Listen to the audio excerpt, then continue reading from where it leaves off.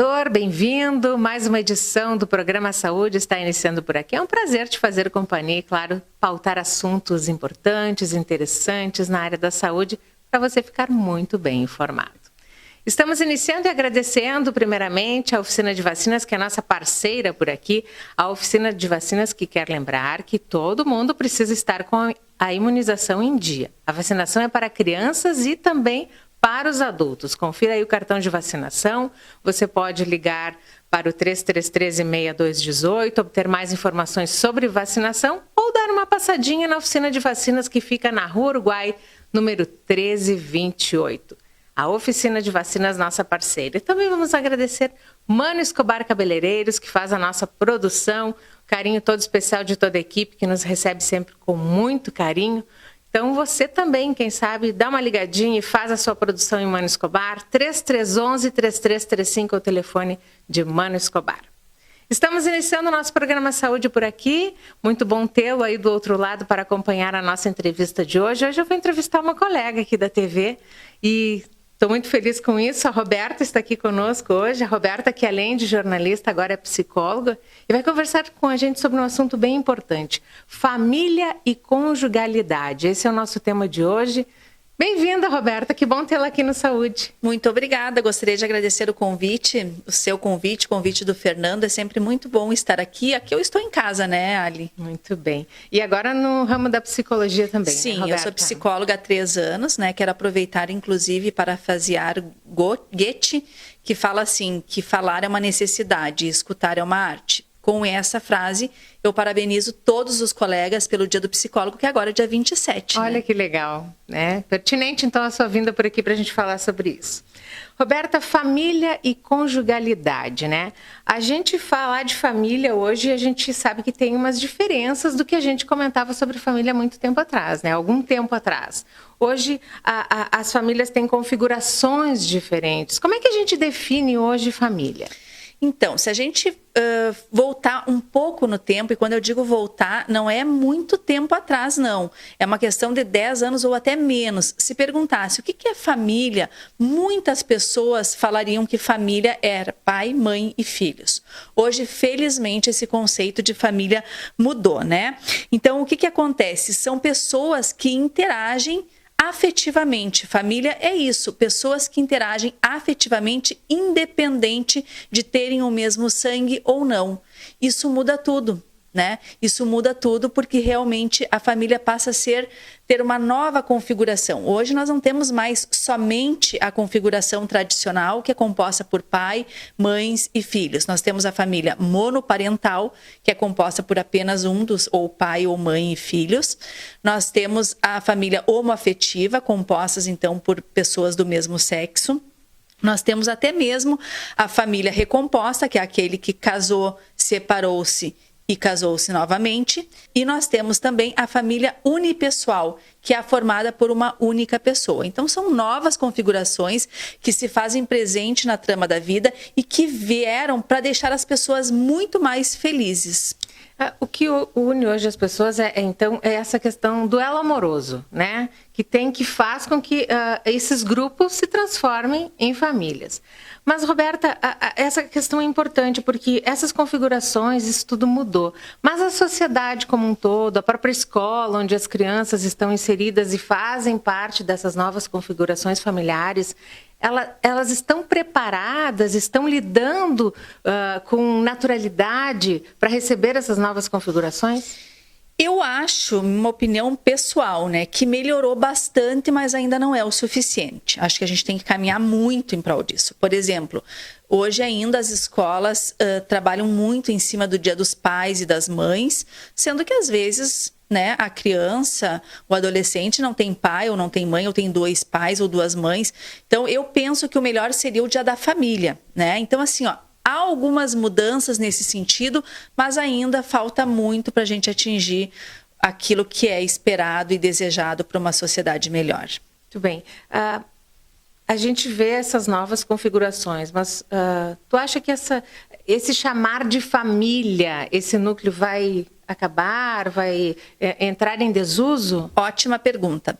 A família, ela é a instituição mais importante da vida das pessoas. ela nunca vai deixar de existir. O que ocorre realmente é uma transformação necessária, bem-vinda, para deixar as pessoas mais felizes, né? No seu lugar no mundo. Mas a família é a instituição mais antiga que existe e a mais importante das pessoas. Ela, na minha opinião, ela nunca vai deixar de existir.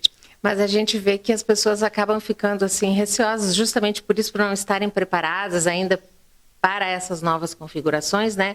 E ficam pensando, mas será que eu tenho a família ideal? Existe um modelo perfeito? Ou existe alguma coisa que as pessoas acabam projetando a sua família e dizendo, não, mas a minha não é a ideal? Olha, eu costumo dizer que família boa é a família feliz, independente da configuração. Se é aquela família que te deixa feliz, que te acomoda, que se você se faz pertencente a ela, essa é a família ideal.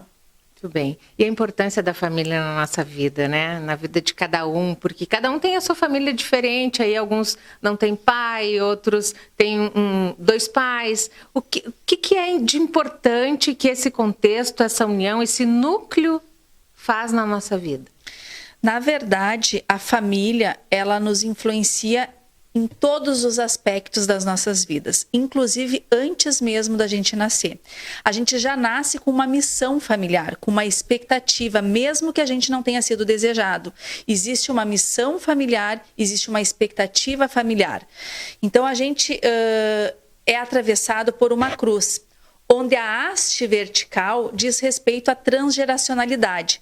Aqueles legados, mitos, segredos, lealdades visíveis e invisíveis que são passadas de geração para geração.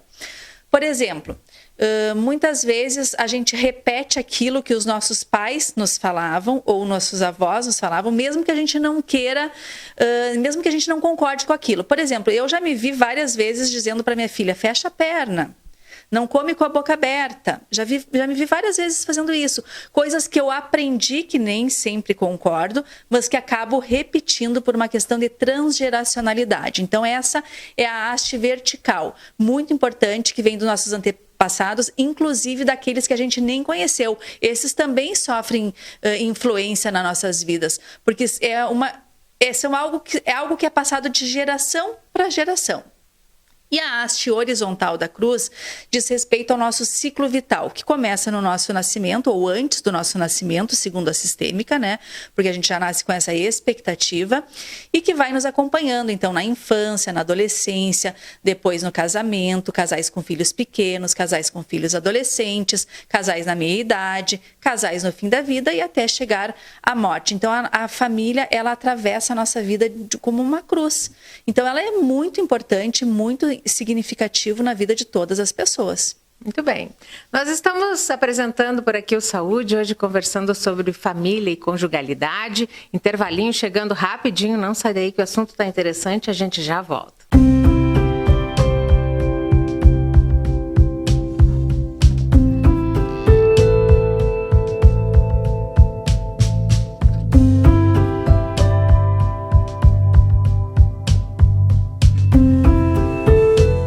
A Comercial Zafari está com uma novidade incrível para facilitar a sua vida e te dar descontos exclusivos. É o Clube Comercial Zafari. É muito simples e rápido participar. Faça o seu cadastro no app, no site ou direto na loja. Cadastre-se antes e na hora da compra informe o seu CPF para garantir as vantagens. Todos os dias, ofertas exclusivas que só quem é cliente do clube pode aproveitar. Comercial Zafari, sempre com você.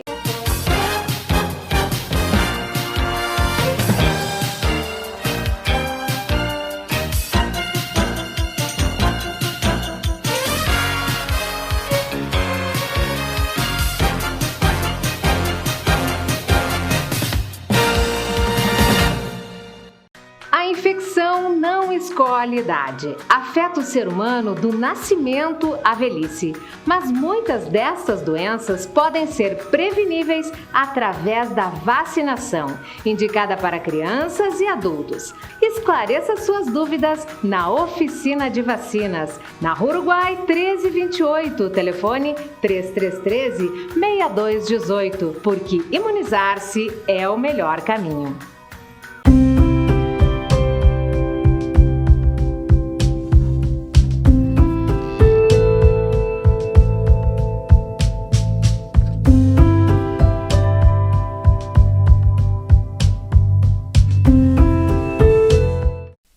retornando depois deste breve intervalo para dar sequência aqui ao programa Saúde de hoje. Lembrando você, telespectador, que a TV Passo Fundo está agora em mais de 35 municípios da região, através da TV Coprel. Olha só que legal. Você também pode acompanhar a nossa programação através da NET, no 526, também no YouTube. E você pode ainda baixar o aplicativo da TV Passo Fundo. O app da TV Passo Fundo está disponível para você acompanhar toda a nossa programação aí no seu telefone. Que tal? Boa, né?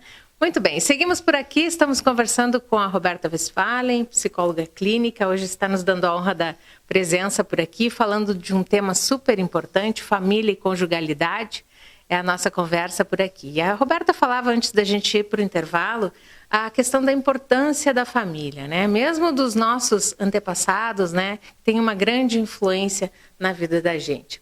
E daí, Roberta, eu quero te perguntar, quando a gente resolve se unir a outra pessoa, né? Escolhe o nosso par, o nosso cônjuge. Toda essa questão familiar também tem interferência, tem uma importância nessa escolha?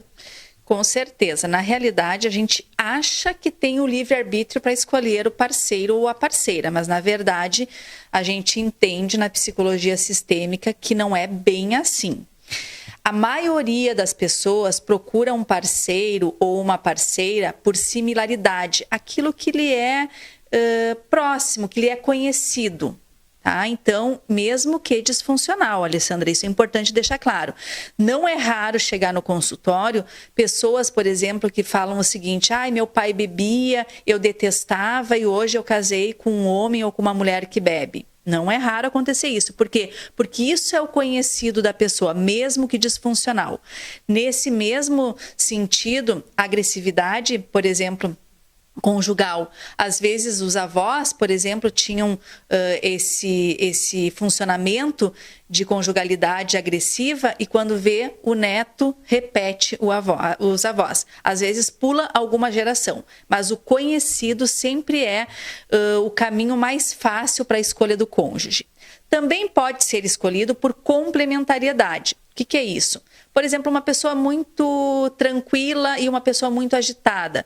Eles se complementam e tem um equilíbrio quando se tem isso. Uma pessoa muito rígida e uma pessoa mais flexível se unem, se complementam e vão para frente. Também é dessa forma. Mas a maioria escolhe por similaridade. Daí vem aquele momento que a gente começa a convivência, começa a conhecer um pouquinho mais o parceiro. E quando que a gente precisa, ou a maioria das pessoas busca, né, entender ou melhorar ou buscar algum auxílio dentro da terapia no que diz respeito à vida junto com outra pessoa? Tá. Então, assim, a gente tem demandas diferentes. Por exemplo, a principal demanda de terapia familiar é a troca de papéis. O que é isso? Quando o filho se torna pai e o pai se torna filho. Há uma confusão, uma troca de papéis importantes que impacta diretamente a vida de todo o sistema familiar. Em respeito à conjugalidade, o que mais aparece é a comunicação não clara, ou então a comunicação agressiva ou a falta da comunicação. Esse é um tema bastante recorrente nas terapias de casais. E a sexualidade. E a questão dos filhos também, Roberta, chama atenção, às vezes existe uma dificuldade, porque a gente sabe que daqui a pouco a adolescência, ou daqui a pouco eles não combinaram muito como é que seria a educação desse filho, e há um atrito, um quer uma coisa, outro quer outra. Isso também é uma demanda para a terapia? É uma demanda, principalmente quando um desautoriza o outro, né? Aí gera uma confusão muito grande. Isso, inclusive, é muito percebido quando os pais são separados. Quando os pais se separam, muitas vezes vem a alienação parental, onde um fala mal do outro, ou um fala uma coisa, o outro fala outra coisa. Isso é a pior coisa que pode acontecer para um filho. Porque o filho fica perdido, né, Alessandra? Não sabe em quem acreditar, não sabe em quem seguir e acabam seguindo aquele que é mais fácil para a criança mesmo, que favorece a criança. Então, isso é um tiro no pé. Na verdade, os casais que se separam, eles deveriam, em primeiro lugar, manter o diálogo e o respeito, porque isso influencia diretamente na vida dos filhos. Perfeito. E Muitas vezes, né, essa relação fica atribulada, aquela questão, não existe mais amor, não existe mais esse respeito, esse carinho, e decidem, então, pela separação. Né? Como é que funciona isso? O que é importante a gente ressaltar nesse contexto? É exatamente o respeito e a comunicação. Eu acho que isso são duas coisas muito importantes, porque assim, a gente tem que dividir os papéis, tá? Isso é muito importante. Existe o conjugal, que é o homem e a mulher, que é aquele que faz sexo, que tem relacionamento, e existe o pai e a mãe que se unem em prol da educação e do bem-estar dos filhos. Quem se separa, Alessandra? O casal. O casal, o homem e a mulher. A parentalidade continua para sempre. E é isso que as pessoas têm que ter em mente quando se separam.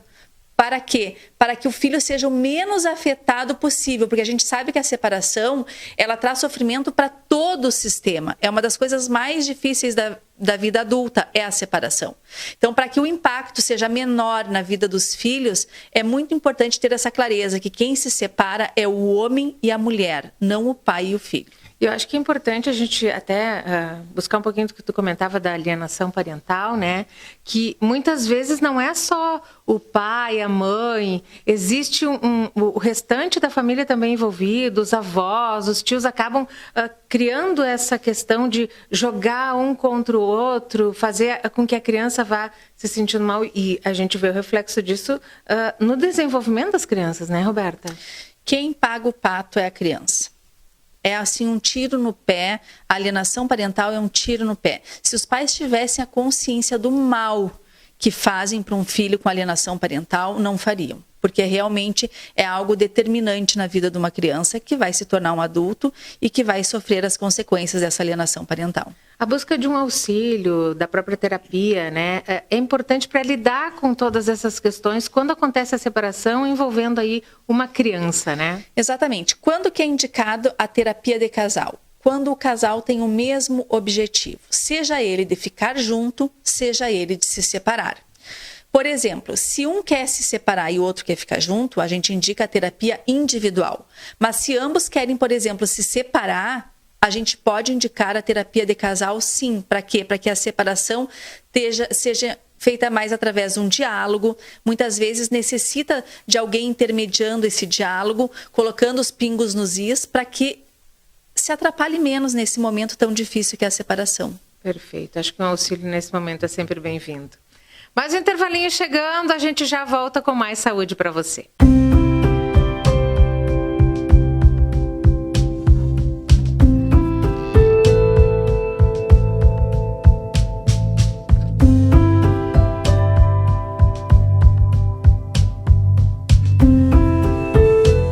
Limpsul, limpeza de ambientes, serviços de portaria, trabalho e competência, com mais de 18 anos de experiência.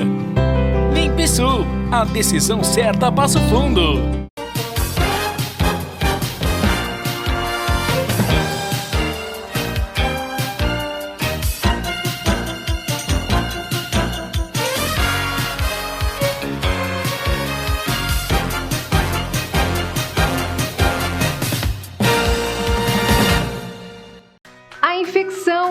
Escolhe idade. Afeta o ser humano do nascimento à velhice, mas muitas dessas doenças podem ser preveníveis através da vacinação, indicada para crianças e adultos. Esclareça suas dúvidas na Oficina de Vacinas, na Rua Uruguai 1328, telefone 3313-6218, porque imunizar-se é o melhor caminho.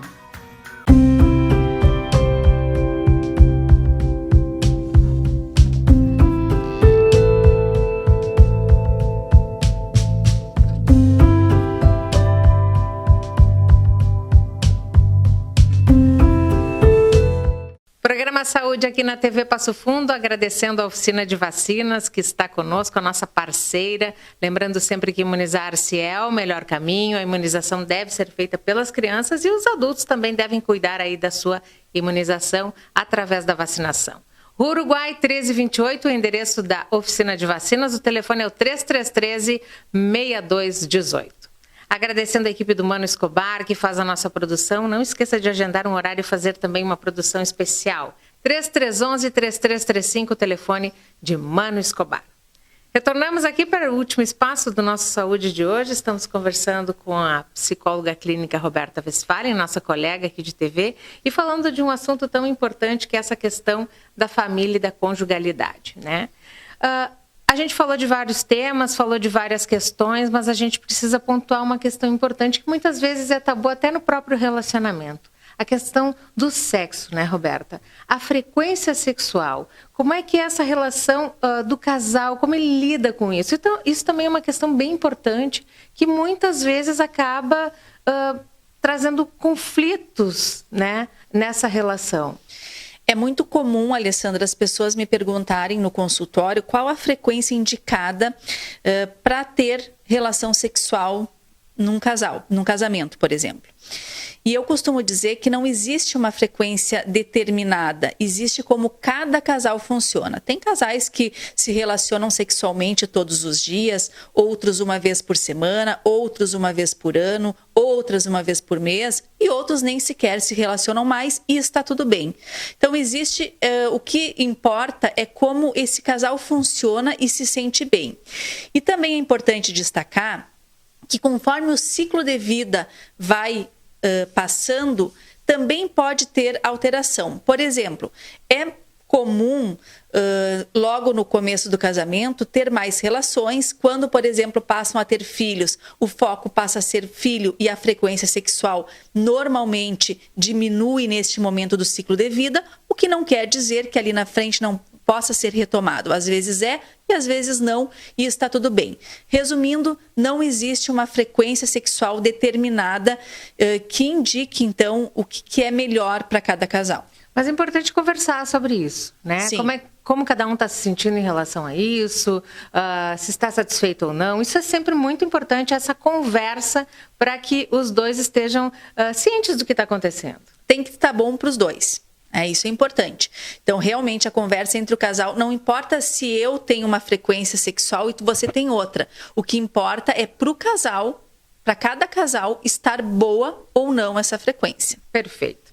A gente está comentando aqui de questões, né, que envolvem esses relacionamentos, essa conjugalidade, né?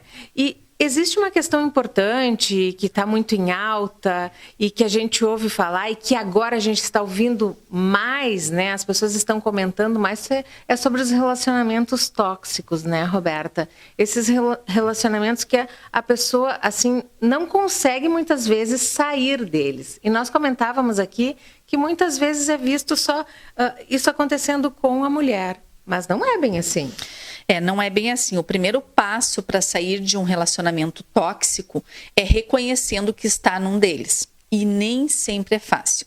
A gente vê muito assim na mídia de mulheres que apanham de maridos, por exemplo, mas existem muitos homens que são agredidos verbalmente e fisicamente pelas mulheres. E muitas vezes, tanto homens quanto mulheres, independente do gênero, acabam não conseguindo sair desse relacionamento, porque vários são os motivos, mas o primeiro passo para conseguir sair de um relacionamento tóxico é realmente percebendo que está num deles. E muitas vezes isso não é fácil, porque existe já uma questão de transgeracionalidade, como a gente comentou anteriormente. Existe uma série de questões que fazem com que a pessoa fique presa a esse relacionamento. E a terapia é uma saída. Às vezes, mais a mulher, às vezes mais o homem, né? Mas tem uma coisa que chama atenção, muitas vezes a mulher acaba aceitando esse relacionamento tóxico, não enxergando que está dentro dele por questões econômicas, né? Pela dependência econômica que tem em relação ao marido. E isso também pode acontecer ao contrário. Isso é uma realidade, mas eu diria que é a ponta do iceberg. Por trás disso tem outras questões de lealdades invisíveis à família, por exemplo, né, de questões familiares envolvendo. Então, assim, é de fato uma realidade, como você disse, mas é só a ponta do iceberg. Muito bem, importante buscar ajuda muitas vezes. E muitas vezes a gente está no meio do relacionamento, está vivendo o relacionamento, não está enxergando isso.